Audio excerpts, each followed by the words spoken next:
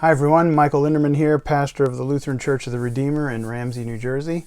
And I'm here with you on Friday, May 15th, 2020.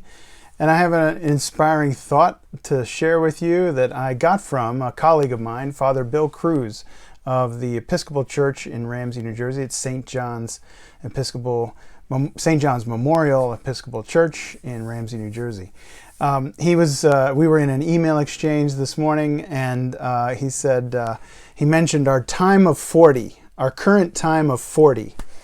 And I knew immediately what he meant, and I wanted to share that with you. The number 40 is a significant number in the Bible.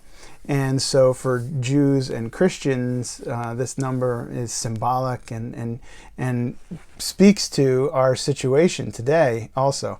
The number 40 always signifies new life in the Bible, new growth, new transformation, or a time of change from one state to another, from one state of trial to a new resolution, or one kind of experience to another kind of experience. And so you can imagine why this number would fit our circumstances right now. That's where we are. We're kind of in a big period of transition and change in our lives and in our world. And that's what's so draining for us and causing so much anxiety and stress in our lives, is that those periods of time are great periods of stress. And change is always hard to go through.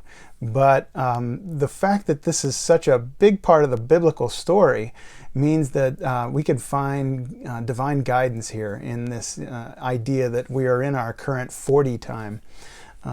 There are many other 40 times in the Bible, and so I want to go through those real quickly with you, just to give you an idea of what that means and what it can mean for us as we go through our present experience. The first 40 period is the 40 days and 40 nights of rain in the story of Noah and the great flood.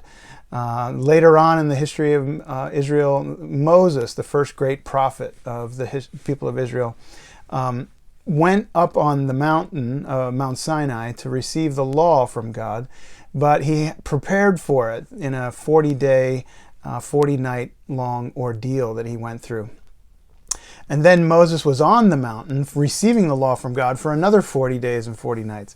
And that revelation, the revelation of the Torah to the people, is an amazing revelation and a great thing that comes out of the period of 40 days and 40 nights that Moses went through. The Israelites wandered around in the desert for 40 years after they had fled Egypt and their time of slavery and bondage in Egypt. They were on their way to the promised land, but that lasted for 40 years in the desert. But God sustained them through that time, and so this promise of manna and quail for the Israelites in their ordeal, that also lasted that 40-year period. And so there was this 40-year long period of manna and quail that God provided for his people. The prophet Elijah, later on in the history of Israel, walked 40 days and 40 nights to reach the mountain of God at Mount Horeb. Jesus, in the New Testament, fasted for 40 days and 40 nights to prepare for his public ministry to start. And that was just after his baptism. The Bible says that it was during that time that Jesus was tested by the devil, the three great temptations of the devil during that 40-day period. And then we have the festival of the presentation in the liturgical calendar of the church, when after Jesus is born, 40 days later, he is presented to the temple, and that is celebrated 40 days after Christmas Day.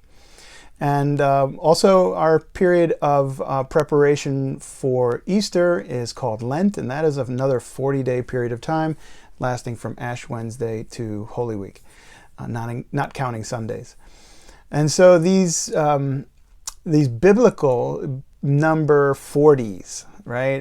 The biblical stories about 40 days or 40 nights or 40 years are very important. And the number 40 is grounded in human experience in a more fundamental way also, and that's the human gestation in pregnancy lasts about 40 weeks. And so that number 40 then comes to symbolize this change that we go through from one reality to another, being born into a new reality. In these stories in the Bible, they're all signifying a change in our relationship with God. And so I invite you to look upon your time of 40 right now as a time of traumatic change, yes, and time of grief. We're going to have to be real and truthful about that and those feelings. It's a time of great stress and anxiety, yes, but it's also a time of great change and new growth. And so we may not want this new growth, but it's happening anyway. And so I invite you to think of it that way positively, as well as dealing with all of the negatives that come with it. It's a time for entering into your relationship with God and looking for new learning, looking for your new identity in your relationship with God, your new reality with God. What's changing now for you in this time? And how is God making His presence known to you in this time? You remember the biblical stories all point to God's eventual preservation of His people, nourishment of His people, provision for His people, salvation for His people. So this is good, even though it hurts. God is with us, and God is going to provide for us. There are losses that we have, and great losses that we mourn and grieve, and especially people and loved ones in this experience. But we are also moving toward a new reality, and God is with us. So may you be blessed in this time of your 40.